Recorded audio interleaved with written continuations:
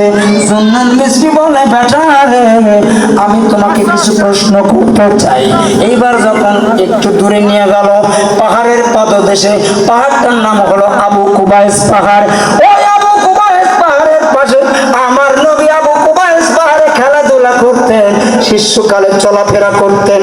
আমার নবী রহমাতাল লিল আলামিন চলাফেরা, ওনার বন্ধুরা খেলতো, আমার নবী খেলাধুলা নয়, বসে বসে আমার নবী ওখানে ভাবতেন আব্বা নাই রে, আব্বা সবাইকে কোলে তুলে নিয়ে যায়। আমার নবী আবু কুবাইস পাহাড়ে যেখানে অবস্থান করতেন, চন্দ্রকে দ্বিখণ্ডিত করেছিল আঙ্গুলের দ্বারা, সেই আবু কুবাইস পাহাড় আমার নবীর বাড়ির একদম বাম সাইডে, হলুদ রঙের বিল্ডিং এর একদম বামে। আর সম্মুখে একটু ডান পাশে হলো আবু জেহেলের বাড়ি, মানে পায়খানা মানে টয়লেট, পায়খানা মানে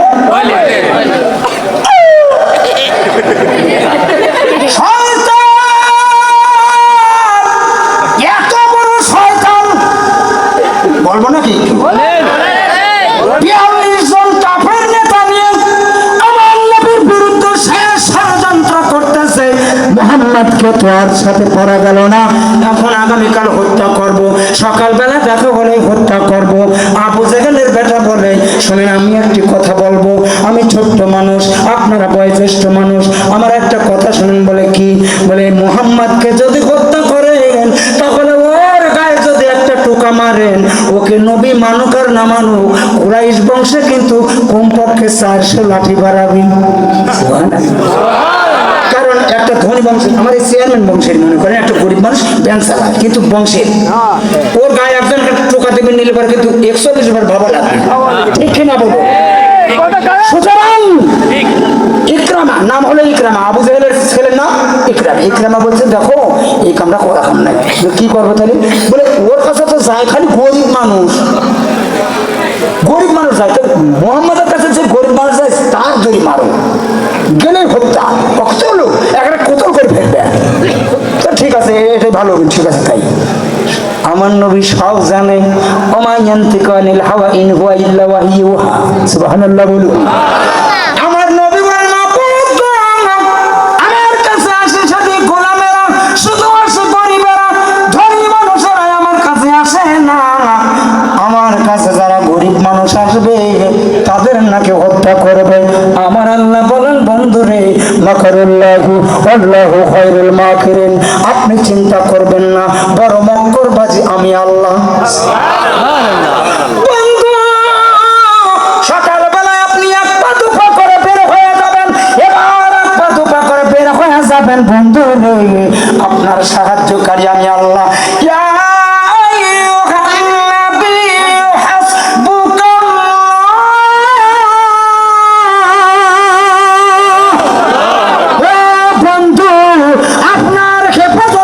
সাহায্যকারী একমাত্র আমি আল্লাহ।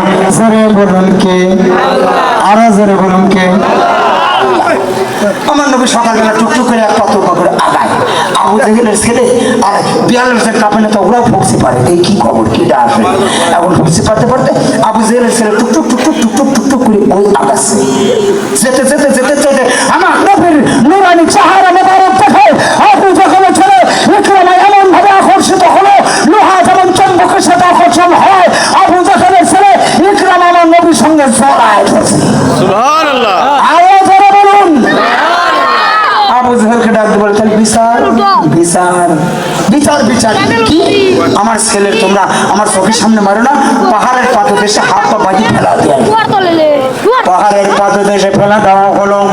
এবার সন্ধ্যা হয়ে গেল, পাহাড়ি জঙ্গলে এসে ইকরামার চতুর্দিকে ঘিরে বসেছে। ইকরামাকে খায় না, খাবল দেয় না, কামড়ায় না।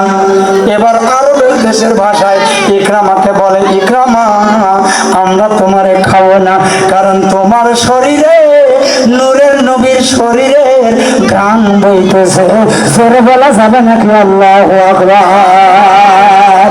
নূর নবী এসেছে, নূর নিয়ে এসেছে, আসসালাতু আসসালামু আলাইকা ইয়া রাসূলুল্লাহ। নারায়ে তাকবীর। ভাইরা আমার, বন্ধুগণ আমার,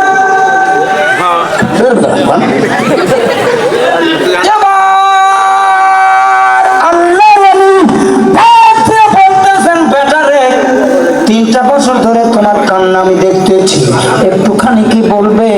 তোমার কি মনের বেদনা, তোমার কি মনের যন্ত্রণা? যা কি মা বোনদের টাকা ভাবে তো লাগতেছে। তাই মা বোনেরা,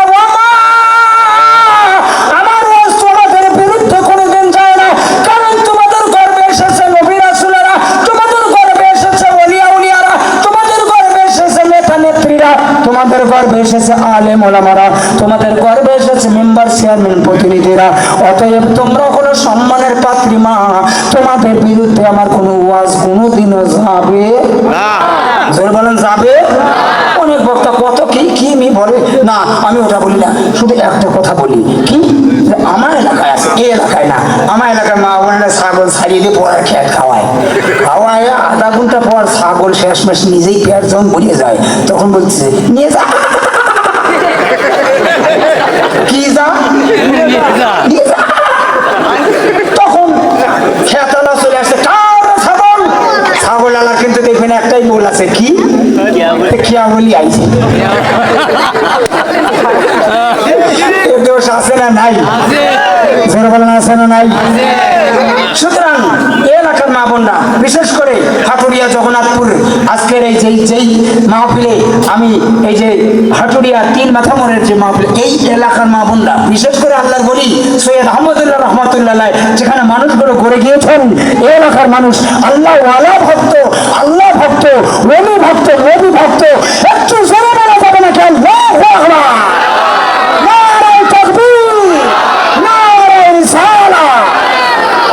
এইবার বাবা রুমাল গেল বাদ কষ্ট হচ্ছে নাকি আপনার?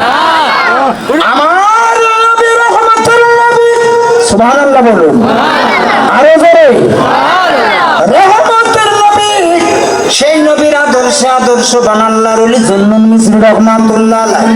কারণ আল্লাহর ওলির আদেয় হলো সৎ উপদেশ, সৎসঙ্গ করা, অকুনু মা'আস সাদিকিন, সত্যবাদীদের সঙ্গ লাভ করো, ঠিক না? আমরা আগে দেখতাম ওই হিন্দু সম্প্রদায়ের কীর্তন অনুষ্ঠান হলে ওরা বলতো ধরো ধরো কর কর, ধরো ধরো কর কর। ব্যাপার কি ধরো ধরো কর কর, আর মানে কি?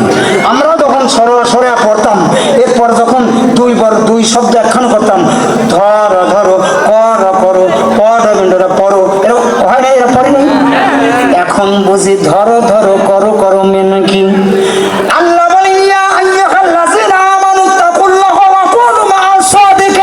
সত্যবাদীদের সঙ্গ লাভ করো, ধরো সত্যবাদীদের ধরো, তাদের কাছে যায় পড়ো, তাদের কাছে তোমরা জীবনটা করো। জোরে বলা যাবে নাকি আল্লাহু আকবার? সত্যবাদীরা কখনো অশ্লীল ভাষা শেখায় না, বাবা মার গায়ে হাত দেওয়া শেখায় না। ও বাবারা, সত্যবাদীরা একজন অমানুষকে মানুষ ধুয়ে ধুয়ে মুছে মুছে ক্লিন করে একেবারে মানুষ বানায়া দেয়। মানুষ হওয়া দরকার আছে না নাই? আল্লাহর ওলি জুন্নুন মিসরি ডাক দিয়ে বলে, বেটারে তুমি আজ 3টা বছর ধরে আল্লাহর ঘর ধরে এত কেন কান্দো? এই ব্যক্তি আল্লাহর একজন ঘরের মেহমান।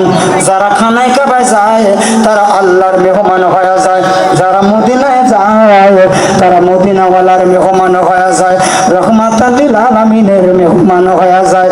এইবার আল্লাহর ওলি বলে, বেটারে তোমার অপরাধটা কি? তুমি কেন 2 চোখের পানি দিয়ে কান্দো? প্রত্যেকটি হাজেই কিন্তু গেলে পরে প্রথমে কাবা ধরে ধরে কান্দে, আল্লাহ তোমার খানায় কাবায় আমার হাতটা ধরাইলি। কিন্তু এই ব্যক্তি ডাকতে বলে, মাবুদ আমার কি গুনাহ মাফ হবে না? ডাকতে বলে, বেটারে তুমি কি এমন অপরাধ করেছো? এবার ডাক দিয়ে বলতেছে, হুজুর আমার এমন একটি অপরাধ, যে অপরাধের ক্ষমায় পৃথিবীর যোগ্য কোনো জায়গা নাই। আমি মনে মনে ভেবেছি কাবা ছাড়া কোনো উপায় নাই। এইবার আল্লাহর ওলি বলে, বেটারে তোমার অপরাধের কারণটা কি একবার জানতে পারি? ডাক দিয়ে বলে, হুজুর আমি জানি আপনি জামানার আমার একজন আল্লাহর ওলি, আমার একজন বিবি ছিল, আর আমার জনম দুঃখিনী মা ছিল। আমার আব্বা জান আমার শিশুকালেই মারা যায়। আমার মা আর আমি ভালোই সংসার চলতেছিল। এবার আমার মা বংশধরের জন্য, আমার সন্তানাদি হবার জন্য, নাতিনুৎকার দেখবার জন্য আমার মা আমার একটা মেয়েকে আমার পছন্দ করে বিবাহ দেয়। প্রথম অবস্থা ভালো জীবন কাটে। আমার বিবি আবার মাঠের থেকে যখন আমি পড়ার বাড়িতে খেজুরের বাগানে আমি কাজ করি, খেজুরের বাগান থেকে যখন সন্ধ্যায় বাড়ি আসি, আমার বিবি এ কথা আমার কানে দেয়, ও কথা আমার কানে দেয়। কিছু কিছু বিবি আছে, যদি কোনো কোনো বিবিরা স্বামী যখন মাঠের থেকে আসে, তুমি যদি এক গ্লাস ঠান্ডা পানি নিয়ে যাও আর পাখাটা নিয়ে যাও, আসলটা অথবা গামছা দিয়ে যদি মুখটা মুছে দাও, খোদার কাছে কসম করে বললাম ওই স্বামী তোমার গায়ে কোনোদিন হাত তুলবে। আর তুমি যদি বলো, স্বামী যদি বলে বিবি রে এক গ্লাস পানি দাও, আমার ললি কণ্ঠ শুকায় গেছে, বলো সার গিলাস যত পারো ঢালো আর খাও। এরকম না বোন আছে না নাই? আরো করে বলুন আছে না নাই? এলাকায় নাই, আমি বিশেষ করি। যদি তাও তোর এত দাম করতো না, আরো করবি, দেখবে না সামনে মা বোনরা কত দাম করে। সুবহানাল্লাহ। আল্লাহর ওলি কষ্ট আছে। আল্লাহর ওলি ডাক দিয়ে বলে বেটারে, এরপরে কি হলো? বলে আমার বিবি আমার ডাক দিয়ে আমার মার বিরুদ্ধে কথা বলে, যা আমার মা বলে নাই, যা আমার মা করে নাই, সব কথাই আমার কটু কথার কানে লাগায়। এমন স্ত্রী সমাজে আছে না নাই? এমন স্ত্রী আছে, ননদ আসলে দেখতে পারে না, ননদ যদি আসে ননদকে দেখলে ডাক দিয়ে মনে মনে ভাবে ও যাই কয়েকদিন যে থাকবে আল্লাহ জানে। আছে না নাই? কি রে, ননদ আসে, মেয়ে আসে বাবার বাড়িতে, বাবা মারা গিয়েছে, বাবার বাড়িতে 6 বছর পর আসে। ভাইয়ের চেহারার দিকে তাকাইলে বাবার চেহারা ভেসে ওঠে, ভাই পুত্রের চেহারার দিকে তাকাইলে নিজের বাবার চেহারা ভেসে ওঠে। বাবার ভিটা যদি পড়ানো যায়, ও মনে হয় জানো শিশুকালে বাবা এই ভিটায় আমায় লালন পালন করেছে, এই ভিটা মাটির রস আমার শরীরে আছে। এই জন্যে বোনেরা কিন্তু 6 বছর 9 বছর পর বাবার বাড়িতে আসে। ঠিক কিনা বলুন? আরো যারা বলুন ঠিক কিনা? তাহলে বোনের আদর করার দরকার আছে না নাই? আরো উচ্চ আছে বলুন আছে না নাই? এই আওয়াজ মানে না আন্তর্জাতিক ভাবে দুর্বল, যারা আওয়াজ করবেন না বুঝবো যে তারা ওই দল ওই বাহিনী, ওই বাহিনী আমরা হবে না। বলুন বোনের আদর করার দরকার আছে না না? বোন প্রিয় লোক, মা প্রিয় লোক আমার এই হাটুরিয়া জগন্নাথপুর এলাকা। জোর বলেন আপনার মার খাবা, লম্বা করবো না। আল্লাহর ওলি ডাকতে বলে বেটারে, এরপর সব সময় মন মাইন্ড ভালো লাগে না, ভালো থাকে না। প্রতিদিন আমার বিবিয়া কি কথা বলে, শীতের দিনে আমার মা জনম দুঃখিনীও আগুন তাপাচ্ছিল। আমার মা আগুনের আইলা নিয়ে বসে রয়ে গেছে। বিবির কথা মতো কি আমি পিছন থেকে ডনপা দিয়ে একটা লাথি মেরেছি। এক লাথি মারা রাগ আমার ক্ষান্ত হয় নাই। এবার একটি লাথি আমি দুইটা পারি মেরেছিলাম। আমার মা আগুনের আইনের উপরে, আগুনের তাপের উপরে, তাওয়ার উপরে পড়ে মারা গিয়েছে। দাফন কাফন হয়ে গেল। পাড়া প্রতিবেশী বলল, কি করলে তুমি? এত বড় অন্যায় কাজ কোনোদিন আমার নবী শিক্ষা দেয় না।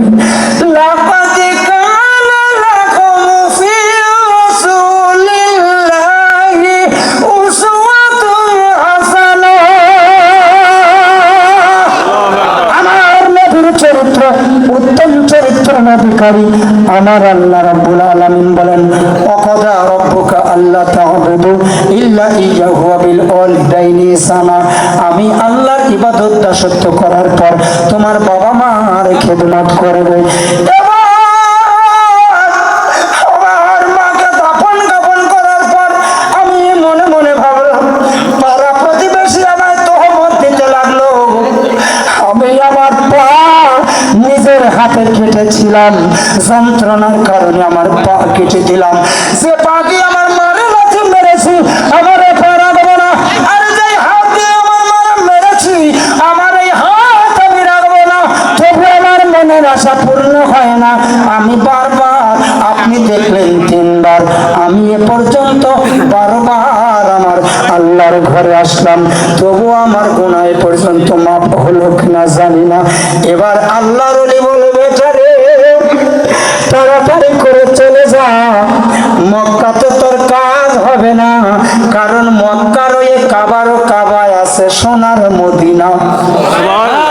আরো জোরে, মনে বড় আশা ছিল যাব মদিনা। সবাই উচ্চ আওয়াজে, মনে বড় আশা ছিল যাব মদিনা। মক্কাওয়ালা মদিনাওয়ালা আমায় তুমি ভুলো না, মনে বড় আশা ছিল যাব মদিনা। জোরে জোরে বলুন না মারহাবা। ডাকতে বলো, বেটা রে তুমি কি সূরা নিসার 64 নম্বর আয়াত পড়ো নাই? যদি তুমি গুনাহ করো, তুমি ওই গুনাহ অবস্থায় যদি নবীর কাছে যাও, ওই নবী যদি তোমার পক্ষ হয় আল্লাহর দরবারে তওবা করে, আল্লাহর দরবারে যদি ক্ষমা চাও, আল্লাহ তোমার ইচ্ছা করলে গুনাহ নবীর খাতিরে মাফ করে দিতে পারে। আরো যারা বলুন, এবার বলুন উচ্চ আওয়াজে, গুনাহ মাফের জন্য নবী আমাদের ওসিলা দরকার আছে না নাই? নবী দরকার আছে না নাই? দুই হাত তুলে বলুন, আছে না নাই? নবী চাই কি চাই না?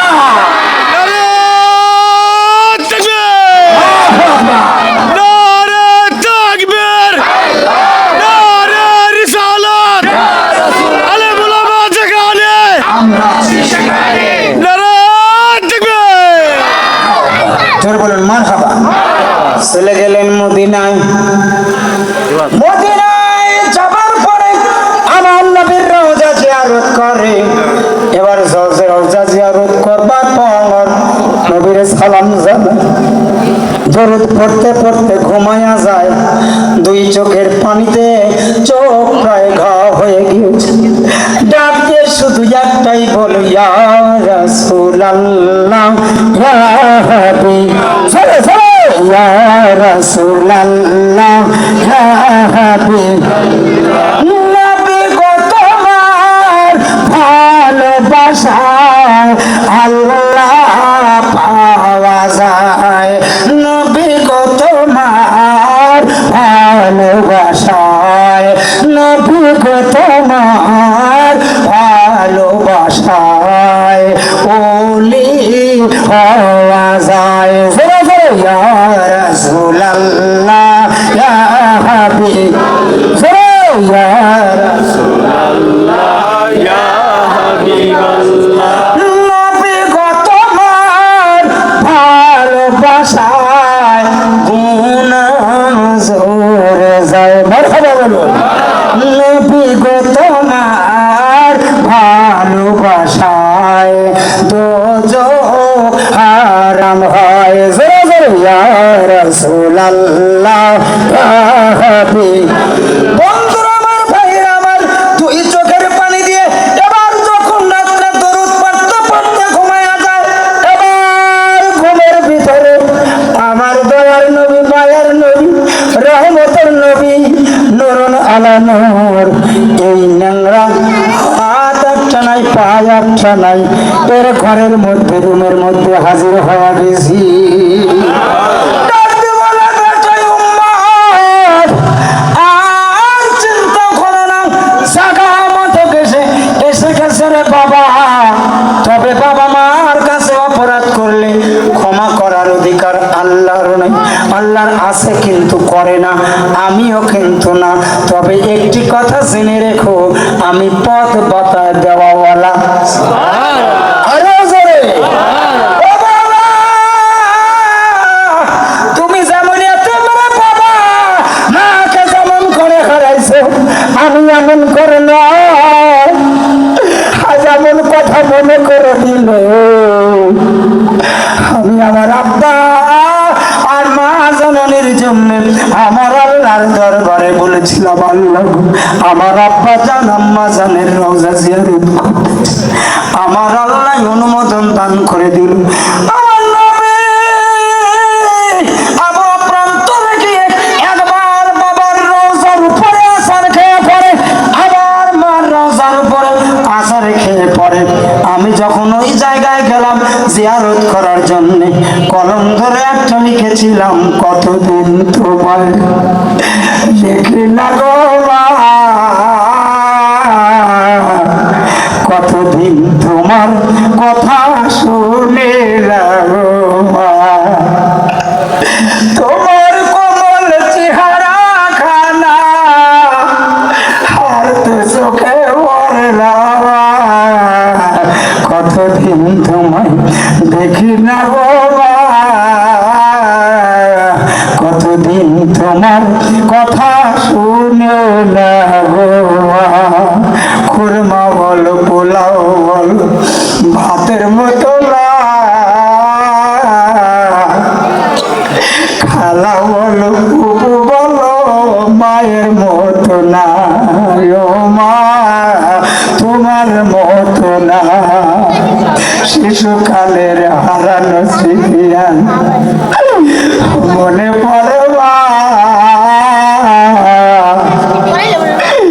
সেই স্মৃতি কোথায় মা,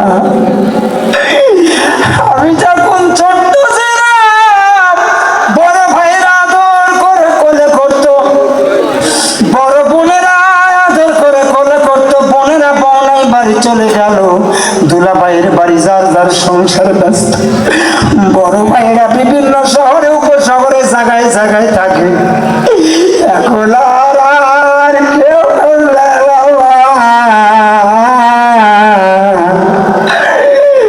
শিশুকালের হারানো স্মৃতি মনে পড়ে সেই স্মৃতি মায়া বন্ধ গেল কোথায় মা, তোমার মতো মায়ের বন্ধ আর তো চোখে পড়ে না মা, আমার নবী বলে তোমার উম্মতের আরো আমার বাবা মার খেদমত করতে পারি না,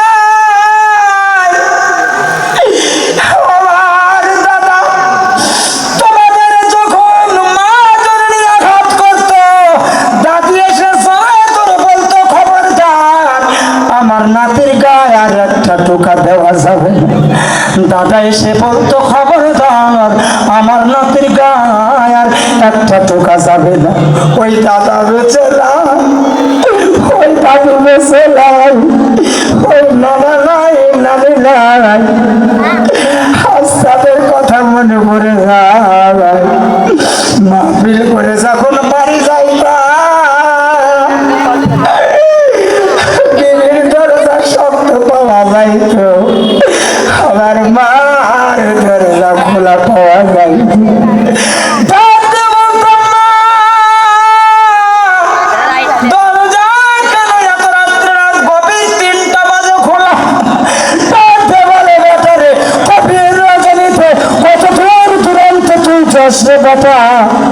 আমার তো মন ভরে না, আমার মন দরজা দিতে মন চাই না, ওই মা বেঁচে নাই ছবি স্মরণ করে